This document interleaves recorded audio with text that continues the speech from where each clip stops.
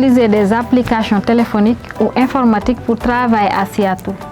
Vous pouvez être protégé par 3 lois du travail sur les travailleurs basées sur des applications à Seattle.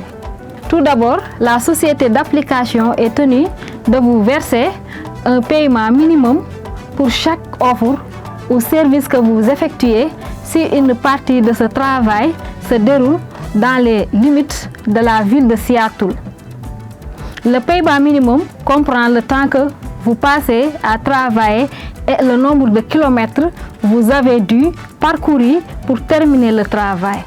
Deuxièmement, la société d'application doit vous accorder des congés payés pour des problèmes de maladie ou de sécurité comme la violence domestique.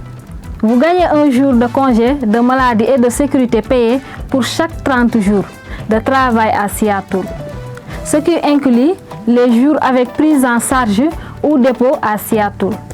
À partir de janvier 2025, la 3e loi, l'ordonnance sur les droits de désactivation des travailleurs basés sur des applications, entre en vigueur.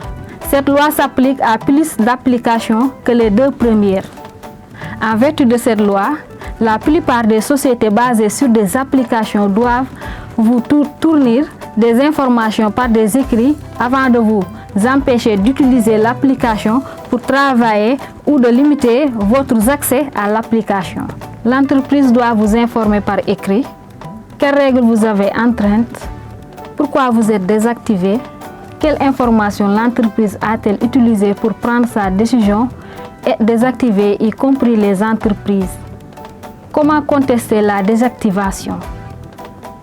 L'entreprise doit s'avertir de votre désactivation au moins 14 jours avant de bloquer ou de limiter votre accès à l'application. L'entreprise doit vous donner 90 jours pour constater la décision. Veuillez noter que l'entreprise a toujours le droit de désactiver ou de limiter votre accès à l'application dans certaines circonstances.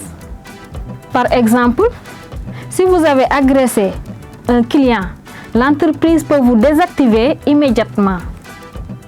La bonne nouvelle est que cette loi rend illégal le fait de vous désactiver pour certaines raisons, comme le fait de refuser plusieurs offres d'affiliés parce que vous ne voulez pas les accepter. L'entreprise ne doit pas vous désactiver juste pour cela. Il est très important que vous utilisez la procédure de l'entreprise pour contester la désactivation. Sinon, vous risquez de perdre votre droit de la contester. Malheureusement, ces lois de Seattle ne protègent pas les chauffeurs de convoiture qui prennent des passagers et conduisent pour des entreprises comme Uber et Lyft. Ces lois concernent d'autres types de travail via application, comme la livraison de nourriture et de courses.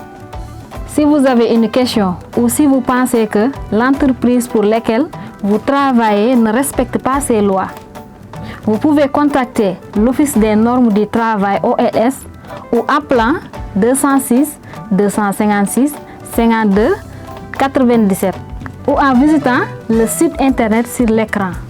Les services sont gratuits et confidentiels. L'Office ne vous demande pas votre statut d'immigration et ces lois vous protègent quel que soit votre statut d'immigration.